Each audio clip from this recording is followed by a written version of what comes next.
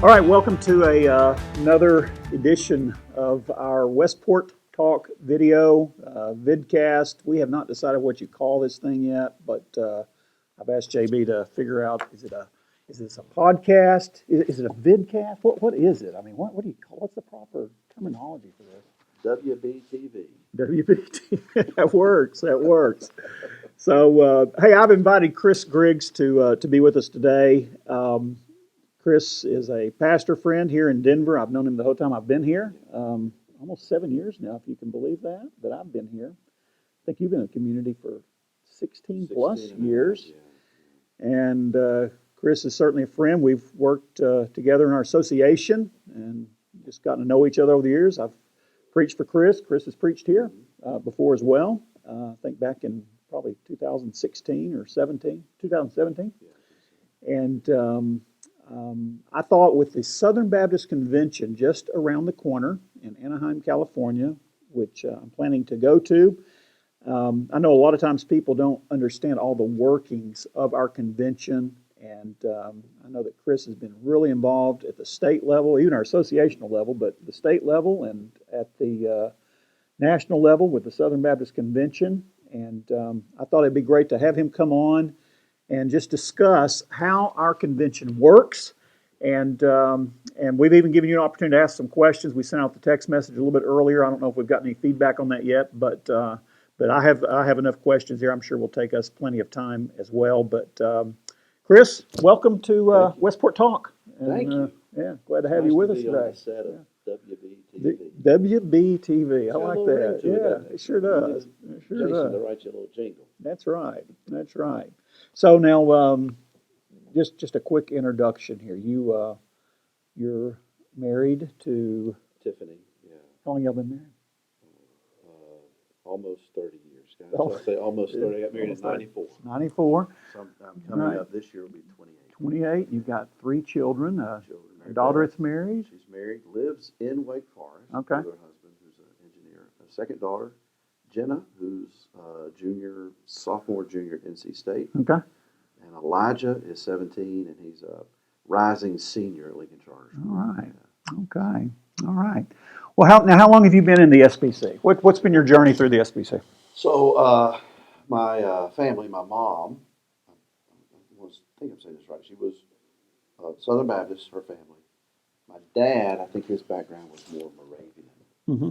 So when they got married, they went to my dad's church, and I was christened there. Christened. Okay. I've seen the pictures of the christening Okay. gown. Did you have on like a white gown Yeah, and it's all? like Or, the yeah. long Okay. thing, Yeah.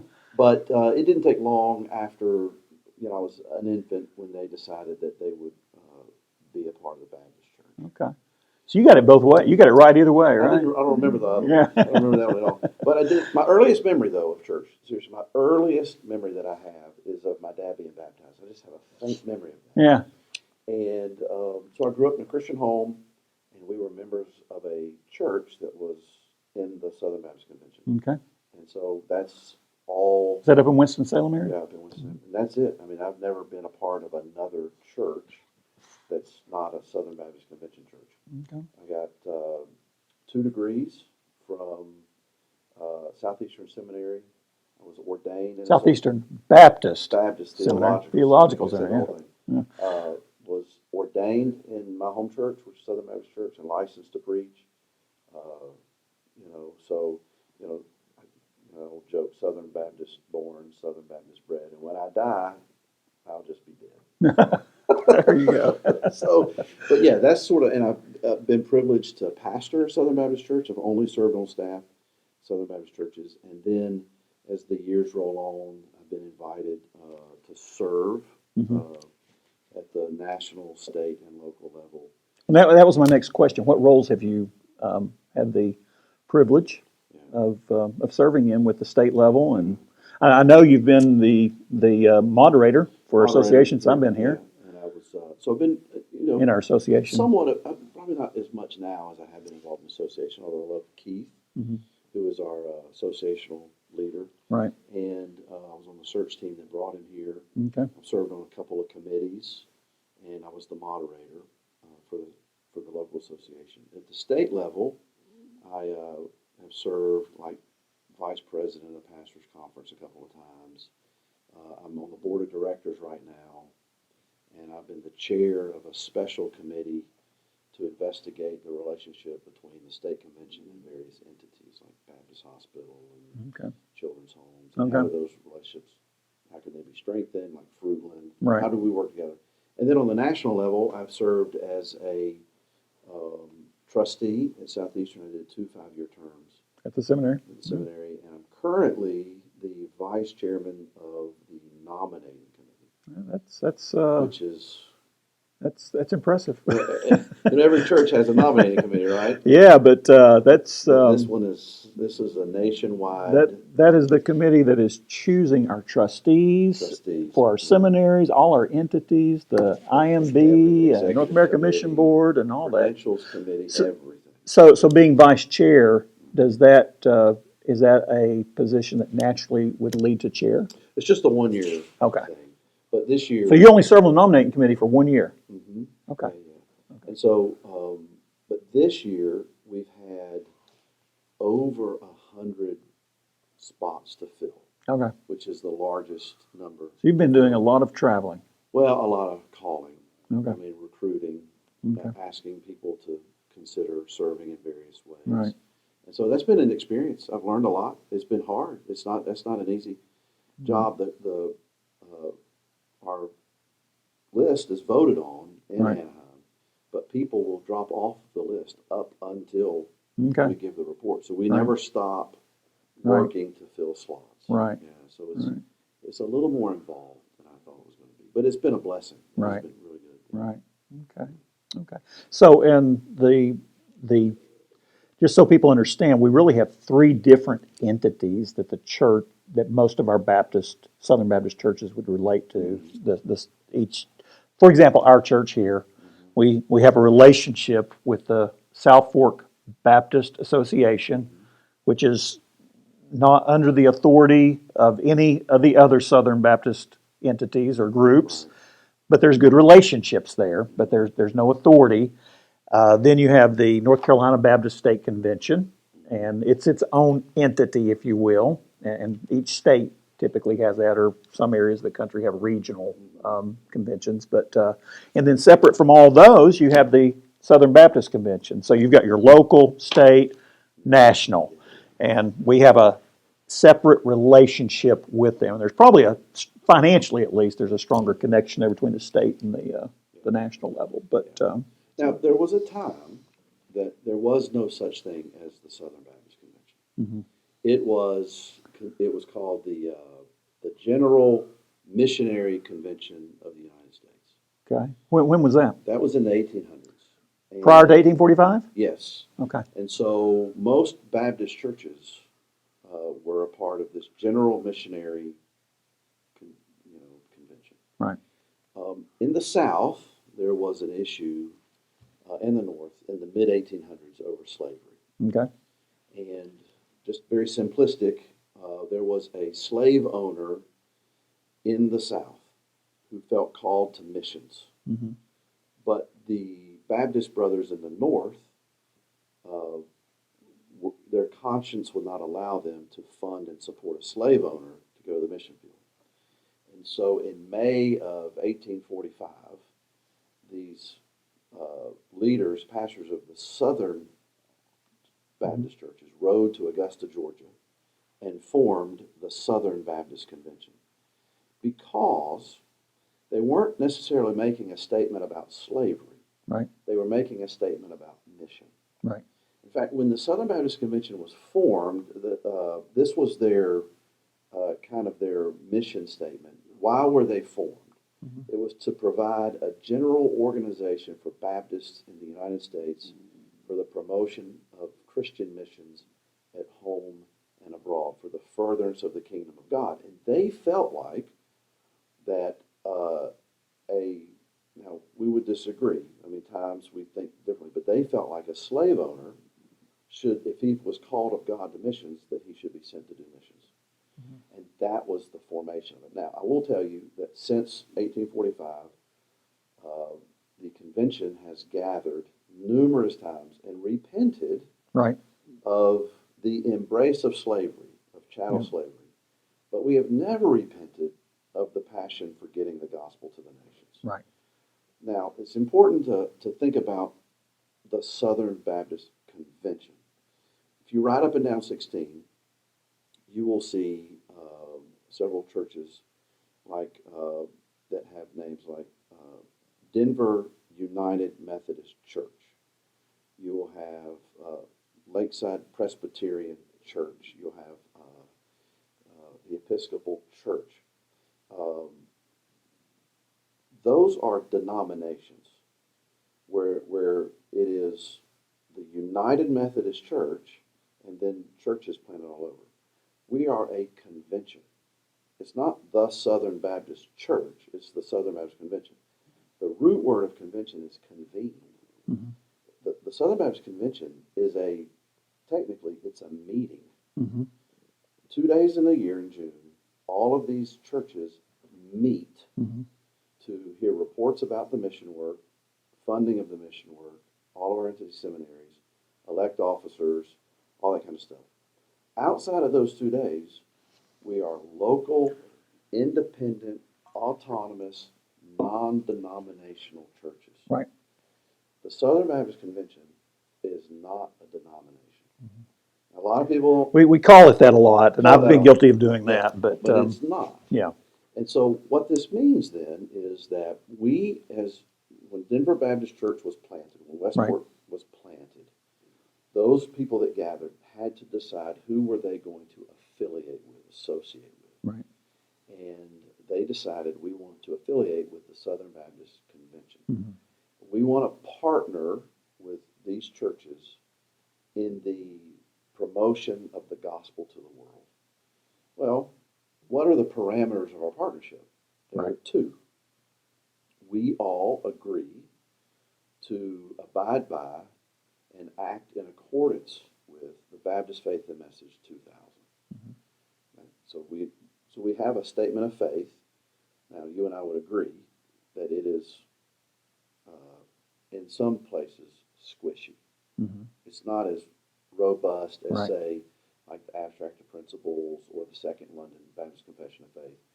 But the purpose of it being that way is so that our partnership is not hindered necessarily. I mean, that our partnership in getting the gospel to the nations, that we can partner with like-minded people, even if we disagree on different things. And then the second boundary of our partnership is finances. Right. We agree to support the mission, which is what we call the cooperative program. Right. And so if a church, any church, decides that they can affirm the Baptist Faith and Message and are willing to financially support the cooperative program, they can be granted admission into this network, voluntary network of autonomous churches. Right. Under this mission of getting the gospel to the world. So let me circle back to one thing there. Yeah. When we talk about the denominational thing, and you mentioned the Methodist and the Presbyterian, and obviously the Methodist is their form of government would be Episcopal, and you've got a range there from Catholic to the most lenient form would be the Methodist Church, and then you have the Presbyterian, which they're more Presbytery. The name, the type of government that is slipping my mind at the moment, but particularly with the Episcopal form, most of those churches, they're under the authority of someone or some group, whereas with Southern Baptist, which I think is the distinction that Chris is making here, Westport Baptist Church, there is nobody, there's no ecclesiastical authority anywhere in this world that has authority over this church. There's no hierarchy. We make all of our own decisions here. You own your own property. You follow your own pastors. And every Southern Baptist church gets to decide for itself how best to interpret the Scripture within the boundaries of the Baptist Faith and Message in order to do mission effectively. So, in their local context. So we are not a top-down organization, which is we're a bottom-up. Yeah. this is why you'll hear things like the headquarters of the Southern Baptist Convention is the local church. Right. When we meet in June, when we go to Anaheim, uh, the messengers of the convention are members of Southern Baptist churches. They're not pastors. Mm-hmm. They're just members. What that means is when you and I go to the Southern Baptist Convention, we don't go as the pastor of our church. We Right. go as a member of our church, Right. sent by our church to represent the interest of our church before the convention on matters of business. And it also means that anybody in that room can go to a microphone and make a motion and conduct business. Anybody. Yeah. It's not top down, it's bottom up. And that's an important distinction. And that's why within Southern Baptist culture, there really is a sort of independence in the local church Right. that you won't have in the denominational structure, because they might have a bishop that comes in and says, you have to do it this way. And this is the way we do it.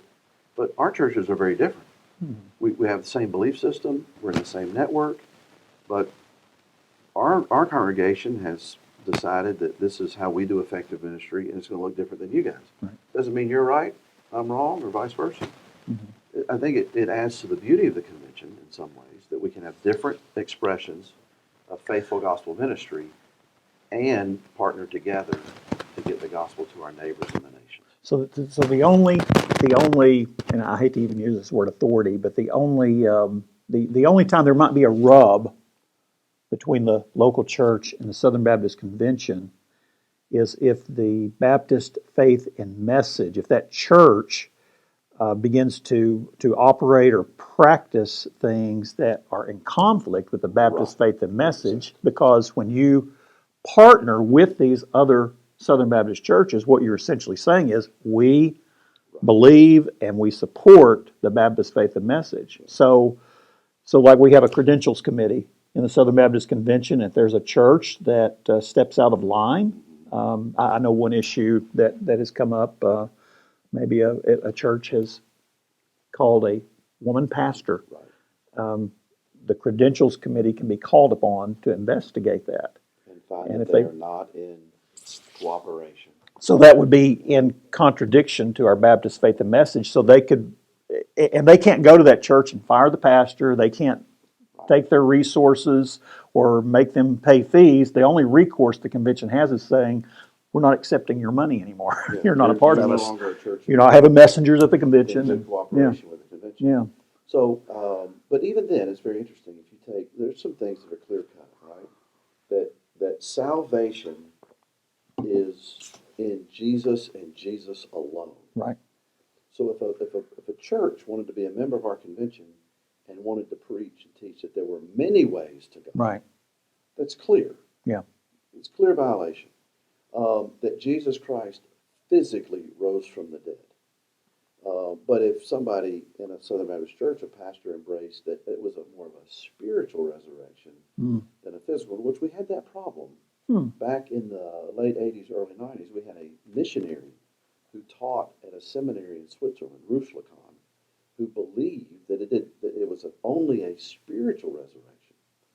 That was about after the conservative resurgence, and the churches and the leaders of the SBC rose up and had him removed. And of course, it caused quite a bit of problem for people who felt like that wasn't an issue. And so what you saw through the years is that our convention embracing more conservative theology on those issues in line with the Baptist faith and message. Now we do have, let's take women pastors. It says very clearly that the role of pastor is reserved for men. Right. Only men can be elders. Well, we agree with that.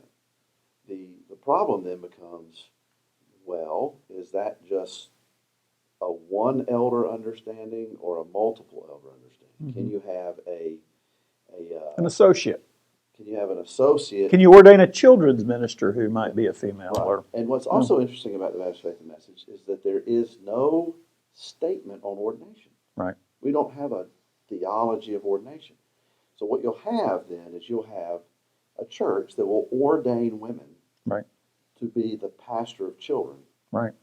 You and I are over here saying, wouldn't do that. Yeah. Wouldn't do that. Yeah. the Baptist Faith and Message, there are those areas where It hasn't clearly addressed it. yes. And so, even on the issue, for example, and this happens. And in part because when they created that, at that point, Wasn't an issue. it wasn't an issue, so they weren't thinking this is going to be an They issue. didn't have to clear it up. Yeah. But then what happens in our current setting or situation within the convention is how does a woman use her gifts in the body of the church? And so you'll have somebody that says, well, only men can preach. Mm-hmm. And then somebody else says, well, only a man has to be the elder and he has authority, so a woman could teach the congregation under his authority. And the problem with that, not really the problem, the reality is that we can go to our Baptist Faith and Message and both can argue that they're right. Right. And so that causes some tension. Right. That causes a little bit of tension and causes us to have these little helpful and needed theological discussions. For an average church member that just gets on the internet, it just seems like we're fighting and bickering all the time. Sounds like the SBC's gone liberal. Gone liberal and Yeah. all these things. Yeah. And the reality is that, my estimation, I think it would be hard pressed for anybody in our convention to say, "Oh yes, I'm liberal." Yeah. I agree. I'm I hear conservative. people say that sometimes. They'll say, "Well, so and so's liberal." I'm like, no, they're not. I said they would. I said if we sat down and had a theological discussion, I don't think they would disagree with anything you said. Right. The issues that concern you are not theological issues as much as they are sometimes some social issues going on. And I know I told you we're not getting into politics of all Right. this. We're not headed down that road. But the partnership, though, is Baptist Faith and Message and financial support of the cooperative program. right, And so what happens when we convene together, we talk about how are we funding missions. We talk about missionaries that have been sent. We get reports from all of the entities. And we also have these discussions about where are we at theologically. right. Which is healthy. There's the Baptist Faith and Message has been amended through the years, and it should be.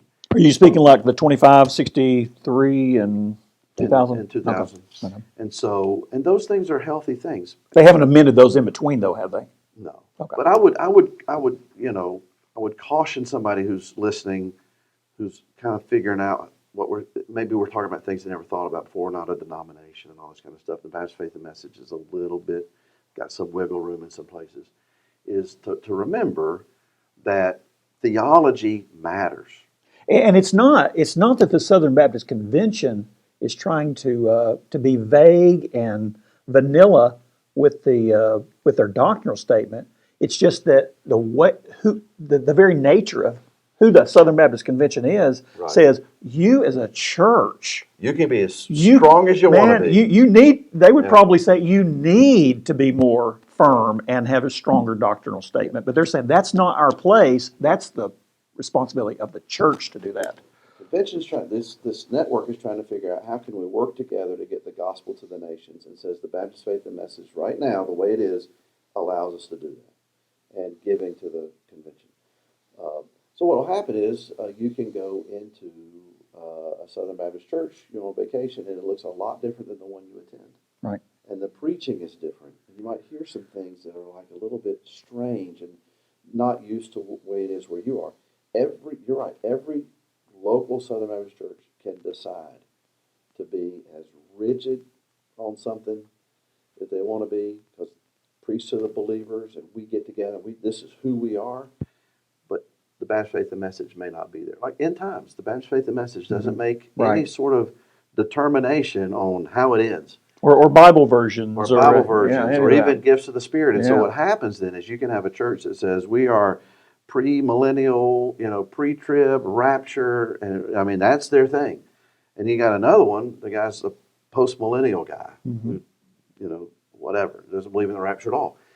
And the temptation is to look at that brother and say, how can you even be a Southern Baptist? You're liberal. Mhm. The truth is that confession, I don't even know what you call it, a confession, a statement of faith, Right. Yeah. allows us to partner together. We don't get to tell other churches because we're independent. Nobody tells us, like you were saying, nobody tells Denver Baptist or Westport Baptist what songs they have to sing, how they're to be organized, what time they meet, what their building is to look like. Nothing. Who you call as a pastor? Who you call as a pastor? Mhm. Nothing. And if Westport Baptist Church or Denver Baptist Church, if we went under and closed the doors, there's no denomination to Right. come and take our property. That property belongs to the people of that Yeah. local church. And that happens, and those churches often Yeah. sell their property and Yeah. decide what they're going to do with the money. So let's talk about the money. Let's talk about cooperative program. So let me do All right. this because Yeah. I want to get to that. So just follow the messengers. Let's do that. Then they'll follow the money. I want you to follow the messenger to the convention and tell me what's going on there. He goes to the convention. I'm planning to go to the convention. You're going to the convention with your family.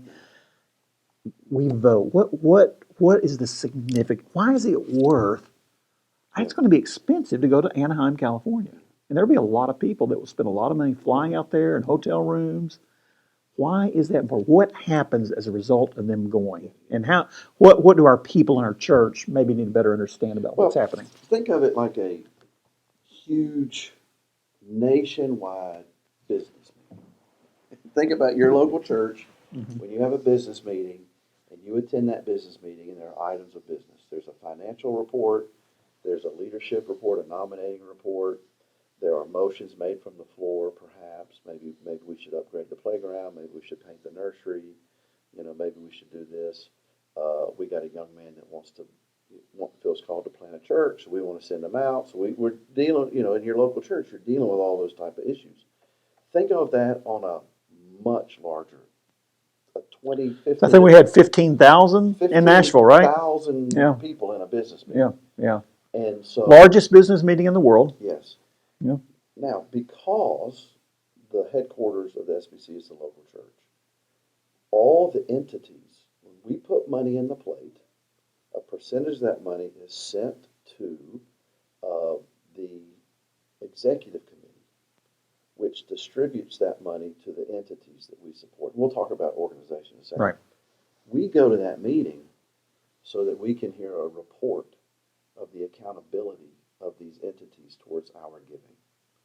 We go to affirm the leadership, like trustees that are being voted on. We go to be able to hear a report and ask questions of every single leader that serves the local church. We don't serve the leader. Like we have the North American Mission Board. We don't exist to serve him. He's in that place to serve us, the local church, to enable us to help plant churches. So we go to get an accounting of that. We get to hear reports of how many people on the foreign mission field heard the gospel and responded. How many missionaries are we supporting? How many church plants do we have? And we have an opportunity to ask questions. Like, why did you decide to do this? And I think a better way to go is this. And we're able to have that dialogue on the floor. And so, and then the other thing that we do is we elect officers. Mhm. Those we elect the president, a vice president, second vice president, all those things. And those guys are responsible for making sure that the will of the messengers is carried out throughout the year. All right. So we'll just take the president because that's probably the most significant Right. vote that takes place Mm-hmm. every year at the Southern Baptist Convention. You elect the president, and then he has some key things that he does that kind of filters down to everything. What happens when the president is elected? So when the president is elected, he's tasked with three things. One, he's tasked with protecting the will of the messengers throughout the year. We go to this meeting, and the messengers say, we believe that the following thing should happen. And everybody votes affirmative. That president is responsible for making sure it happens. Okay. The second thing he does is he moderates the meeting. Right. So the next year he has to come back and he has to make sure that that business is done decently and in order. He's responsible for giving the messengers a voice. He's responsible for making sure that there is nothing out of order in the business meeting. It's a business meeting, Right. so it can get kind of boring, Yeah. right? The third thing that he does is he has the privilege of presidential appointments. And he only appoints a couple of things. One is called the Committee on Committees. If you saw a chart, this would be at the top of the chart, Committee on Committees. And he has the freedom to appoint whoever he wants. He could appoint 50 of his friends. Is that a one-year term? It's a one-year term, and they're appointed from different state associations. So he can't pick 50 people from his church. Okay. Spread out across the nation. That group Is there literally 50? there might be more. Okay. I think there's more. Yeah. That group then is responsible for putting together, appointing what's called the Committee on Nominations. Okay. Okay. Okay. And the Committee on Nominations is made up of individuals from the different states. So Right. I'm on that committee from North Carolina. Me and a young lady who goes to Christ Community Church in Huntersville. We're the two nominators from North Carolina. All right. Underneath that are all of the boards and entities that need. So we're talking about the trustees. IMB, the North American Mission Board, all Seminaries. 6 of our seminaries, the Yep. ERLC, Yep. and I don't, is that Guidestone, Guidestone, Lifeway, Yeah. Executive Committee? Executive Committee, Yeah. all of that stuff. Yeah. And so then in your state, if you take an entity, if you take the International Mission Board, and a lot of people don't understand this, that every entity has a ratio that they have to meet. It's 60-40, something like that. 60% can either be clergy or non-clergy, and 40% has to be the opposite. Okay. So let's say that you had let's just, at the International Mission Board, let's use 100 because it's easy, that they have 100 trustees. Well, 60 of them can be clergy, but 40 have to be non-clergy. Or 60 can be non-clergy and 40 can be clergy. So there has to be a balance. They also have to come from. So that's I've never heard that before. What's wrong with 50-50? I'm not really sure. That's kind of I don't interesting. know. I'm sure there's a reason that they came up with Yeah. that. But So every entity has to be in balance. Okay. That's the balance. Right. Also, the trustees are spread out across the convention. So you can't have 40 trustees from one state. So you served on the executive committee. I'm sorry, you served on the Nominated. trustees Of the for trustee, Southeastern yeah. Baptist Theological Seminary. How many trustees are there? When I was there were 30. Okay. They came as far away as California. When I started there, David Jeremiah was a trustee. So within those 30 trustees, is there an executive group of trustees of some type, or? So what happens is the body of trustees is made up of Southern Baptists from across the country, but because it's in North Carolina, for easier travel in the region, there's a 300-mile radius around the entity that a certain number of trustees have to come from. Okay. And so then when you're on the trustee board, at least at Southeastern, then the trustees become a part of a subcommittee. Those subcommittees are anything from student services to the academic subcommittee to development, whatever. And so what happens is, And this pattern would be similar in all the entities. and so what happens then is your trustee boards are the reason that they're not supposed to be all pastors is because our seminaries, our entities need entrepreneurs. They need business minds. They need legal minds. They need marketing minds. They need all different types of experienced people to enable them to effectively carry out their mission as a seminary or an international mission board or whatever. And so then you get on these subcommittees, and every subcommittee has a chair, and that chair becomes part of the executive committee of the trustees, and maybe a couple at large. And so you do have an executive committee, but you've got the full committee. And so it works together. The point of being a trustee is that you hold that institution in trust for the convention.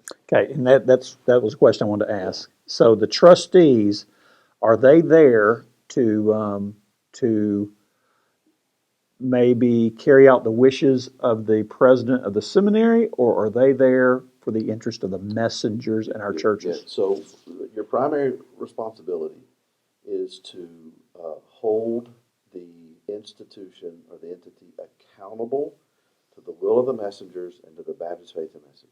Right. If a school teaches outside of the Baptist faith and message, then the trustees they have a responsibility to the convention to deal with that and to bring that to the convention if necessary. So yeah, that's kind of how that works. But the trustees also have to, if there's a vacancy in leadership, like the president resigns, it is the trustees that have been given the responsibility by the convention to find the next president. So the convention as a whole doesn't do it, but they allow that group to operate on their behalf in between. So the trustees actually do choose, or does it have to be approved by the convention? They choose, yeah. The convention does not have to approve that position? Yeah. Okay. Right, yeah. Do they have to approve professors? Yes. Okay. Every professor is approved by the trustees. The salaries, the budgets, all of that is approved by the trustees. Every bit of it. Okay. Do they have a board of directors? Mm-mm. Okay, so it's just trustees. trustees. Okay, so back to the president of the convention. So SBC. So then he also has he appoints the committee on committees. He also is allowed to appoint task force, special committees at the will of the messenger. What about the resolutions committee? Yes, and he also appoints or names those who will serve on the resolutions committee, and that's the big rocks. And the resolutions committee, that is the one that would address issues if there were an issue with a church that was stepping out of sync with the Baptist faith and message. That's the credentials. Credentials committee. And Is he involved with that? The nominating committee does that. Okay, nominating committee looks at that. Okay. So the resolution. So another thing about the convention is that we like to speak to issues, and so Right. we resolve. Right. We have Right. these resolutions that sort of communicate in that moment the mind of the messengers on an issue. And so that's a big part of what we do. And the president appoints a resolutions committee at his pleasure, and that group then, they may get 300 resolutions. You're only going to present 10. Right, a lot of them are right. repeats. They try to combine similar ones. Yes. And so now, the president has some influence because based on who he appoints to be on the committees, influences who gets appointed in the nominations committee, which influences who gets on the trustee boards, which is how in 1979 the conservatives began to turn the convention around. Right. They won the presidency. The president appointed this committee on committees, and he only appointed conservatives, who then only appointed conservative nominators, who then only appointed conservative trustees. It took a long time for that process to 11 to 13 years Right. to convert trustee boards. Because trustees are serving for longer periods of time. 5-year term, Okay. and you re-up normally, so 10 years. So if you had a seminary back in the 70s that was moderate to liberal, and your trustees were moderate to liberal, they're hiring moderate to liberal professors. Yeah. The only way to turn it around is to turn around the trustees. So it would take 5 years to replace all the trustees. Maybe a little longer than that. Okay. Because if you got 30 trustees and you're only appointing 2 or 3 a year, Okay. because they don't all roll off. I mean, Okay. So some of them serve longer than 5 years? No, but what happens then is that when I became a trustee, there was only 3 people that became a trustee when I did, me and 2 others. So it wasn't like a third roll off every year. Right. And so some people resign in the middle and they get replaced, and so it takes a while. It took a while to turn the corner on that, but once it tipped, Yeah. then the trustees would only appoint Right. conservative professors, and that's how it turned around. So there is some influence the president has. The other part of the president is he is to serve as sort of, when necessary, the face of the convention. Just when necessary. We don't have a pope. Right. It's a 1-year term that normally gets reelected for 2, unless there's a weird thing that happens like the pandemic and the guy Right. gets a third. Yeah. Yeah. Right? But so it's very limited powers. We don't have a pope. We don't have bishops. We don't have a session on any of it. And it's only customary. That second year is a customary thing. It's not an automatic So that's thing. basically So how it works. follow the dollars. Somebody puts their $100 bill in the Yep. offering plate. What happens with that? So that local church, on its own, has decided what percentage of its budget it wants to go to the cooperative program. So let's just say it was 5%. 5%. Then that $100 bill, $5 of it is sent to, because we're North Carolina, to Cary, North Carolina, where the state convention is. Mhm. And that state So convention. we're talking not the national, not the local association. We're talking the state convention, North Carolina. So then that state convention takes that $5 bill and it takes $3 and puts it in the state convention budget. So we do 60% to the state. It's In North Carolina? It's a little okay. better than I'm just Okay. using that. Okay. And then Okay. $2, not perfect, but Okay. $2 goes to Nashville, which is The Southern Baptist where Convention. the headquarters of the exec committee is. So North Carolina gets that $5. They keep three for themselves. Send two Send to the two. Southern Baptist Convention. Southern Baptist Convention puts all that money in a pot. Yeah. It's a metaphor, right? Yeah. And they take 50%. They're literally. Yeah, they don't really put it. Here, Literally guys, put it in a here's your pot. money. They reach in his pedal. IMB, here's your. So they take 50% of that money and they send it to the International Mission Board. And that is the entity that gets the most money Yeah. from the IMB. Yeah.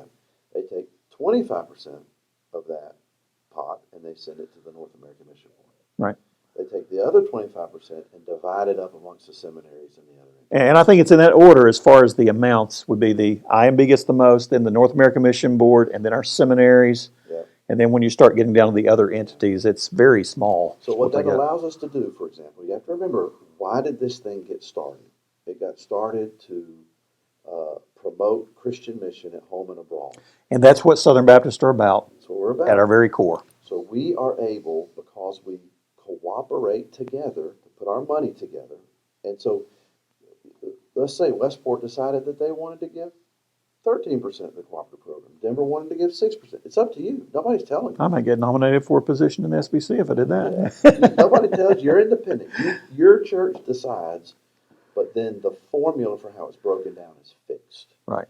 And so what that allows is it allows us to send missionaries all over the world. They do not have to come home and ask for money. Right. They're fully funded by the Right. local churches. Right.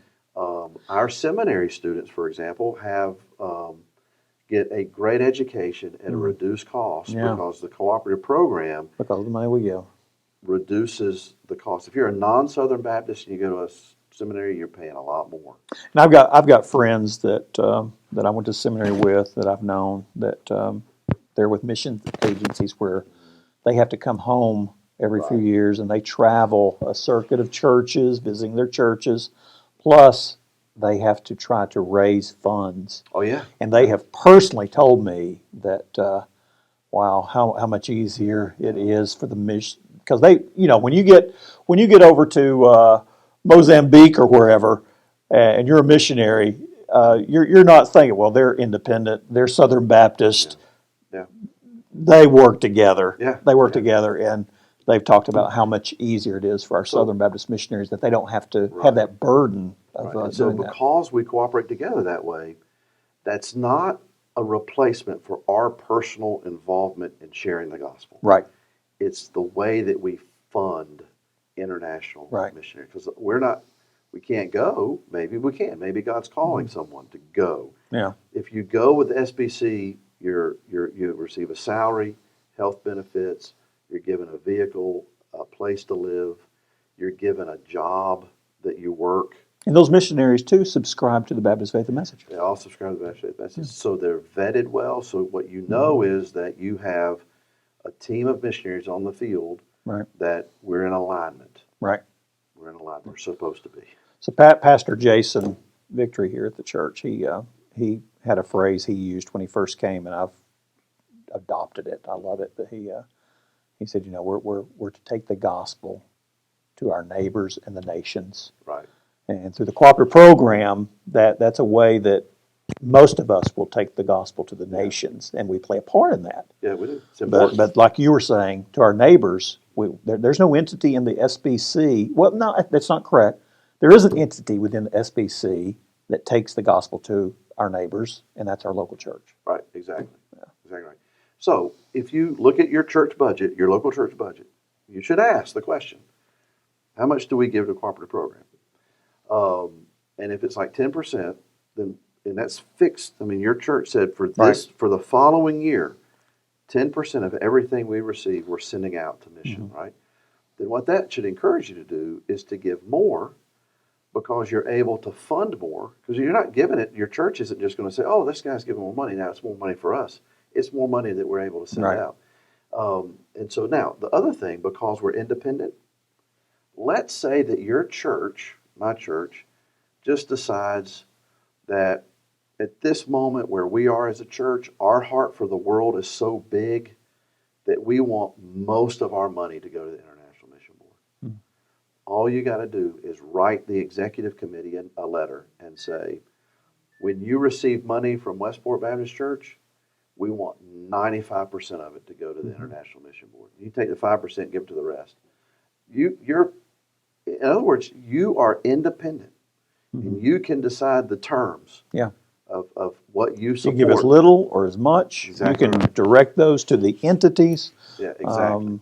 Lottie Moon, I mean, all that even bypasses the administrative process at the IMB and goes straight to the missionaries. So all of that is to say that when you think about the Southern Baptist Convention, don't think denomination.